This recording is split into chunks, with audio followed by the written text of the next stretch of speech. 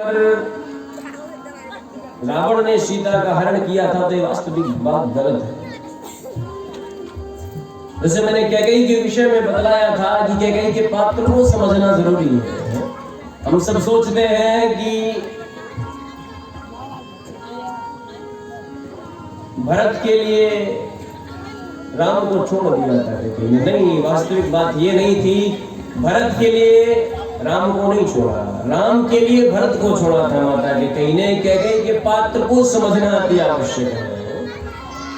मैंने पहले भी बताया, लोग कहते हैं अपनी कोई भी पुत्री का नाम कैकेयी नहीं रखता, पर कैकेयी के विषय में पहले जान तो लो पूर्ण तरीके से। कैकेयी है कौन? कैकेयी जैसी कोई देवी नहीं हो सकती, नाम क्यों नहीं रख सकता? क्योंकि कैकेयी जैसे कोई और पैदा भी नहीं हो सकता संसार में। इसलिए नहीं कि वो दोषिनी थी, नहीं।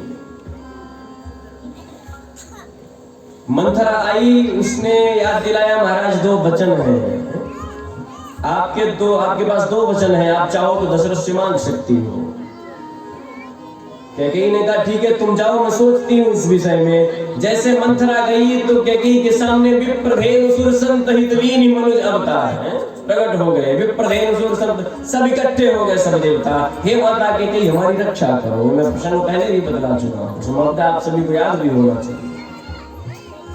सब एकत्रित हो गए, सब प्रकट हो गए, हे माता कैकेयी हमारी रक्षा करो। पता नहीं दशरथ के मन में दिवालियां फूट रही जो राम को राज्य देने जा रहे हैं, राम को राजा बनाने जा रहे हैं। अगर राम राजा बन गए, अगर राम राजा बन गए तो अनर्थ हो जाएगा। जिसलिए उनका अवतार हुआ है उसका कोई महत्व नहीं रहेगा अगर ये राजा बन गए तो। आप ही माता हमारी रक्षा कर सकती है। कैकेयी के पात्र को समझना अति आवश्यक है। लोग सोचते हैं कि नहीं कैकेयी जैसे तो कोई दोषी हो ही नहीं सकता है, और कैकेयी के पात्र को समझना अति आवश्यक है। ऐसा नहीं है, प्रत्येक पात्र को समझना अति आवश्यक है। हम सोचते हैं कि रामायण में जो है तो जो दैत्य है, भाई दैत्यों के विषय में जानना अति आवश्यक है। उनके सौभाग्य थे जो परमात्मा के हाथों से उनको मुक्ति प्राप्त हुई, सौभाग्य था उनका। कैकेयी के सामने जब विप्रधेनु सुरसंत हितवीनि मनुज अवतार इकट्ठे हो गए तब माता कैकेयी से कहते हैं माता अगर राम राजा बन गए, राम जी राजा बन गए तो अहिल्या का उद्धार कैसे होगा, तारका का उद्धार कैसे होगा, लंकिनी का, अरे महाराज जी रावण इत्यादि जितने असुर हैं इनका उद्धार कैसे होगा, संतों का मनोरथ पूर्ण कैसे होगा अगर राजा बन गए। इनका वास्तविक स्वरूप जो इन्होंने अवतार धारण किया तो राजा बनने के लिए नहीं किया है, भक्तों की मनोकामना पूर्ण करने के लिए, रावण का उद्धार करने के लिए आए हैं। अगर ये अभी से राजा बन गए तो वन को नहीं जाएंगे तो सबका मनोरथ पूर्ण कैसे होगा। इनका जन्म राजा बनने के लिए नहीं हुआ है। और इस बात को माता कैकेयी जानती थी कि अगर चलो मैं वरदान मांगती हूँ, राम को वनवास मांगती हूँ तो मेरा भरत मुझे कभी पलट कर नहीं देखेगा। माता कैकेयी ये बात जानती थी कि अगर मैंने ऐसा किया, ये वरदान मैंने मांगा, राम को वनवास भेजा, तो मेरा भरत कभी मुझे माँ का मातृत्व नहीं देगा, मुझे अपनी माँ नहीं मानेगा। और वास्तविक में वही बात है, भरत ने जीवन भर माता को अधिकार नहीं दिया। राम जी के वनवास से लौटने के बाद भी वो अधिकार प्राप्त नहीं हुआ माता कैकेयी को। और माता कैकेयी तो जानती थी कि राम तो दयालु है, मर्यादा पुरुषोत्तम, उससे मैं हाथ जोड़कर प्रार्थना करूंगी, माफी मांगूंगी, मुझे क्षमा कर देगा, परंतु भरत नहीं करेगा। और वास्तविक स्वरूप में भरत ने कभी माँ का अधिकार नहीं दिया। राम को वनवास जाने के बाद कभी भी वो अधिकार कैकेयी को प्राप्त नहीं हुआ। इस बात को कैकेयी जानती थी कि मेरा भरत मुझे कभी पलट कर नहीं देखेगा। ये जानते हुए भी लोक कल्याण के लिए, हम सब के लिए माता ने इतना बड़ा बलिदान दिया। और हम सब कहते हैं कि वो दोषिनी है, उसके जैसे पापिनी कोई नहीं, इसलिए राम को वनवास भेज दिया। उसके विषय में जानो भैया, उसके पात्र को समझो। लोग अपने पुत्री का नाम कैकेयी नहीं रखते हैं, उसको तो श्राप भी मिला। कभी कैकेयी कोई रखेगा ही नहीं अपनी पुत्री का नाम। अरे हो ही नहीं सकता उसके जैसा कोई संसार में जो जानबूझकर अपने बच्चे का त्याग कर दे। है कोई ऐसा महान? कोई नहीं हो सकता ऐसा। जानबूझकर सब कुछ छोड़ा उन्होंने, किसके लिए? लोक कल्याण के लिए। कैकेयी जैसा कोई पैदा नहीं हो सकता, नाम रखने की तो बात छोड़ दो। किसी भी पात्र के विषय में जानना अति आवश्यक होता है। हनुमान जी ने भी बहुत प्रकार की मददें की हैं। एक दिन सीता माता बैठी हुई थी, हनुमान जी ने राम जी से प्रश्न करती हैं कि हनुमान जी ने हमारी किस किस प्रकार से मदद की है। राजा राम जी कहते हैं कि अरे बड़ी बड़ी तो बात छोड़ो, हनुमान जी ने छोटी छोटी जगह पर हमारी इतनी सहायता की है कि हम उनका जो एहसान उतार नहीं सकते। उन्होंने कहा छोटी छोटी जगह पर? बोले हाँ, एक बार रावण युद्ध में आने के पहले यज्ञ कर रहा था,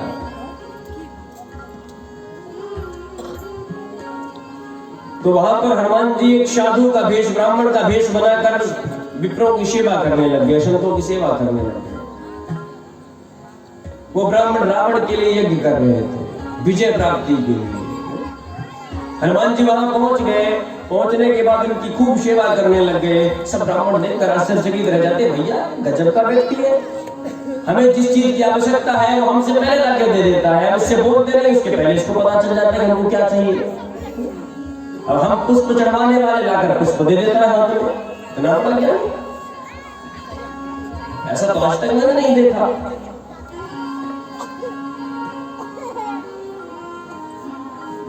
पूर्णाहुति का समय आया।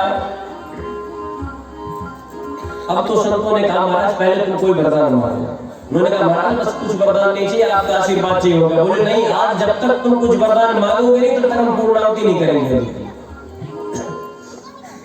हनुमान जी ने कहा नहीं महाराज मुझे आपका आशीर्वाद ही चाहिए, कुछ नहीं चाहिए। बोले नहीं नहीं, आज अगर तुम कुछ मांगोगे नहीं तो हम ये यज्ञ की पूर्णाहुति करने वाले नहीं, तुम्हें कुछ न कुछ मांगना पड़ेगा। हनुमान जी ने कहा अच्छा महाराज आप पूर्णाहुति में ये मंत्र बोलोगे ना, जय तुम देवी चामुंडे जय भूतारहारिणी। मैंने कहा अच्छा तुमको ये भी पता चलेगा किस मंत्र से पूर्णाहुति करेंगे? कमाल है भाई, तुमको ये भी पता चलेगा किस मंत्र से पूर्णाहुति होगी। बोलो हम इसी मंत्र से पूर्णाहुति करने वाले हैं। मैंने कहा महाराज बस एक शब्द चेंज करना, एक शब्द बदलना है। संतों ने कहा एक शब्द कहते हैं, कहो तो पूरा मंत्र ही बदलते हैं। तुम कहो तो सिर्फ मंत्र नहीं बदलता, एक शब्द बदलना है। जय भूतार तो जो हारिणी है उसको तारिणी कर देना है, हा को हटाकर का कर देना। तो यज्ञ हो रहा था जय भूतार हारिणी, मतलब रोग पीड़ा हरने वाली, तुक्का लगा दिए तो हो गया करने वाली। तो रावण यज्ञ करा रहा था जय भूतार हारिणी, मेरी सब पीड़ाओं को हर लो। हनुमान जी ने वहां पर चतुराई के साथ एक शब्द को बदलवा दिया तो हो गया जय भूतार तारिणी, सब पीड़ा करने वाली। और वही हुआ पीड़ा प्राप्त हुई। इस प्रकार कहते हैं कि हनुमान जी का जो एहसान है वो उतार नहीं सकता। हनुमान जी की भक्ति है, वो भक्त शिरोमणि है। तो छोटे छोटे पात्र हैं, रामायण में है, भागवत में है, व्यक्ति समझता नहीं है, समझने का विषय है। और अभी तो हमारे पास भी समय नहीं है, क्योंकि हमारे रुक्मणी और कृष्ण बन के बैठा रखे हैं जिन बच्चों को, वो रो भी रहे होंगे, ये कथा नहीं सुनने दे रहे, उनको बैठा रखे हैं यहाँ पर। भैया लाया जाए और उत्सव प्रारंभ किया जाए।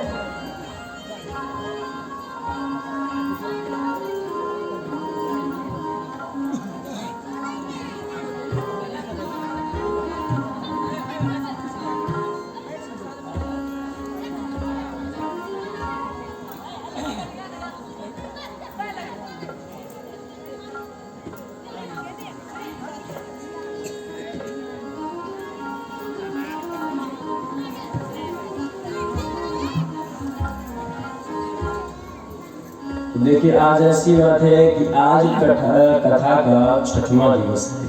कल कथा विश्राम होगी और कल की जो समय सारणी है वो थोड़ा बदल दी गई है, ठीक है। और आप सभी से निवेदन है मेरा कि आप लोग कल समय अनुसार 12 बजे यहाँ पर उपस्थित हो जाएं। और अगर आपके पास बहुत ही ज्यादा कार्य है तो उसको 2 घंटे के लिए विश्राम दे दो। कितने घंटे के लिए? सिर्फ 2 घंटे के लिए, क्योंकि समस्या है आप लोग की इच्छा थी कि 4 बजे से कथा हो तो 8 बजे तक चले। हमने आपकी इच्छा अनुसार कथा चलाई, कथा 3 घंटे होती है, 4 घंटे बोले, जन्म के दिन तो चलो 5 घंटे लगातार बैठ के कथा बोले, तो आपके लिए। पर आप एक ऐसा हमारे ऊपर करना कि कल 12 बजे यहाँ पर उपस्थित हो जाना। और जिसने 7 दिन बैठ के कथा नहीं सुनी है, जिसने 7 दिन बैठकर भागवत कथा नहीं सुनी है, वो कल आधा घंटे विश्राम के आधा घंटे पहले मेरे पास समय कुछ एक सारणी होती है, तो 7 दिन अभी तक मैंने कथा सुनाई है, वो पुनः संक्षिप्त रूप से मैं एक बार उसको दोहराऊंगा पूरी, पहले दिन से लेकर के विश्राम दिन तक कथा। तो इसका फल पुण्य ये होता है कि जो व्यक्ति 7 दिन बैठ के नहीं सुनता है, वो आधे घंटे में उसको बैठ के सुन लेता है। आधे घंटे में नहीं 15 मिनट लगता है, 15 मिनट सुन लेता है तो पूरी भागवत श्रवण पाठ करने का उसको पूर्ण फल प्राप्त होता है। इसमें ये होता है कि जैसे कोई भी व्यक्ति कथा न सुन पाया हो, तो वो भी अगर आधे घंटे नहीं 15 मिनट बैठकर सुन ले, तो उसको भी पूरी भागवत सुनने का पूर्ण फल प्राप्त होता है। और अंततः एक श्लोक का पाठ होता है, जो हम सभी से एक श्लोक बुलवाते हैं, जिसका नाम है नाम संकीर्तनम यस्य सर्व पाप प्रणाशनम। इस श्लोक को बोलने के बाद आपके सारे पाप नष्ट होते हैं और व्यक्ति भागवत पढ़ने का भी फल व्यक्ति को प्राप्त होता है। इसलिए कल आप लोगों से विनती है, आप लोग 12 बजे उपस्थित हो जाएं, 2 बजे कथा विश्राम हो जाएगी। बोले रुक्मिणी कृष्ण भगवान की, बोले रुक्मिणी कृष्ण भगवान की। हाँ तो भैया अब दूल्हा दुल्हन आ गए हैं, ठीक है, अब होगा विवाह, ठीक है। तो कौन कौन तैयार है विवाह देखने के लिए? तो भैया दूल्हा दुल्हन को ले जाओ इस घरे में जो बना हुआ मंडप,